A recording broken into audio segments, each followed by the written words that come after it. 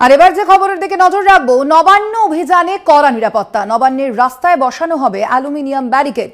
দুর্গের মতো ঘিরে ফেলা হবে নবান্নর চারপাশ। রাজ্যের বিভিন্ন জায়গা থেকে আনা হয়েছে ইতিমধ্যেই বাড়তি বাহিনী। কলেজ স্ট্রিট, সাঁতরাগাছি থেকে বড় মিছিল, পুলিশ সূত্রে এমনটাই খবর রয়েছে। মঙ্গলবার ভোর থেকেই মোতায়েন হবে পুলিশ। দ্বিতীয় Hooghly bridge, Hastings, Howrah bridge এছাড়াও কলকাতা থেকে নবান্ন যাওয়ার পয়েন্ট থাকবে পুলিশ। থাকবেন কলকাতা পুলিশের যুগ্ম ও ডেপুটি কমিশনার পদমর্যাদার অফিসাররাও। এবং পরিস্থিতি সামাল দিতে থাকবে বিশেষ বাহিনী ও র্যাফও।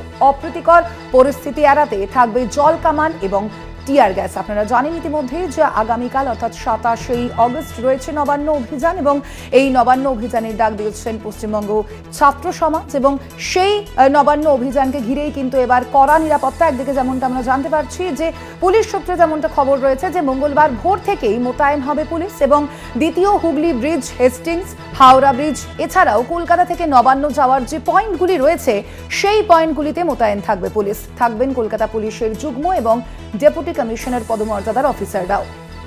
পরিস্থিতি সামাল দিতে থাকবে বিশেষ বাহিনী এবং র্যাফও। অপ্রীতিকর পরিস্থিতি এড়াতে থাকবে জল কামান এবং টিয়ার গ্যাস। আমরা দেখেছি এর আগেই কিন্তু যে নির্দেশিকা দেওয়া হয়েছিল পুলিশের পক্ষ থেকে, যেমনটা জানা গিয়েছিল যে এই নবান্ন অভিযানের কারণ কিন্তু আরো বেশি করা হবে নিরাপত্তা। এই সামগ্রিক বিষয় নিয়ে জানবো। আমাদের সঙ্গে ফোন লাইনে রয়েছেন প্রতিনিধি রিয়া মাঝি। রিয়া, আমরা জানি যে 27 অগস্ট অর্থাৎ আগামীকাল যে নবান্ন অভিযান আছে তার কারণেই কিন্তু এই বাড়তি নিরাপত্তায় নজর। তো সেক্ষেত্রে এখনো পর্যন্ত কি খবর রয়েছে, পুলিশের পক্ষ থেকে কি জানা যাচ্ছে?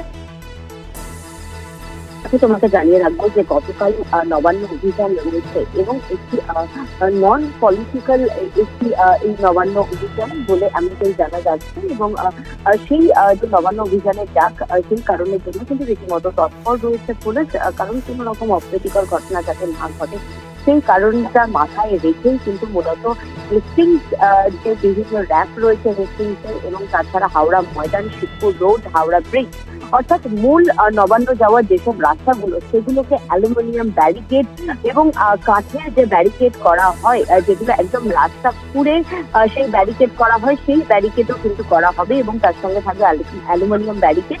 এবং তাছাড়াও নবান্ন চারপাশকে পুরো মতো দুর্গের মতো ঘিরে ফেলা হবে বলে এমনটাই জানানো হচ্ছে। পুলিশের তরফ থেকে এমনটাই জানা যাচ্ছে, যাতে কোনো রকম কোনো অপ্রীতিকর ঘটনা না ঘটে সেই বিষয়টা মূল মাথায় রাখা হচ্ছে। এবং রাজ্যের বিভিন্ন জায়গা থেকে আনা হচ্ছে বাড়তি পুলিশ ফোর্স।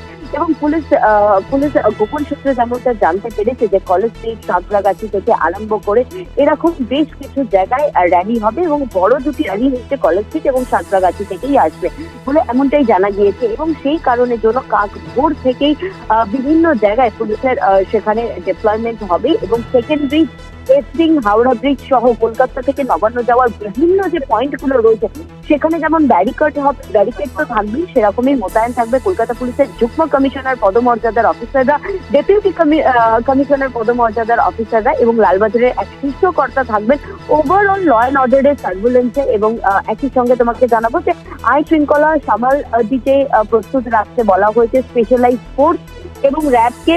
এবং একই সঙ্গে অপ্রীতিকর পরিস্থিতি যাতে দ্রুত এড়ানো যায় সেই কারণের জন্য প্রস্তুত রাখছে ওয়াটার ক্যানন এবং টিয়ার গ্যাসও।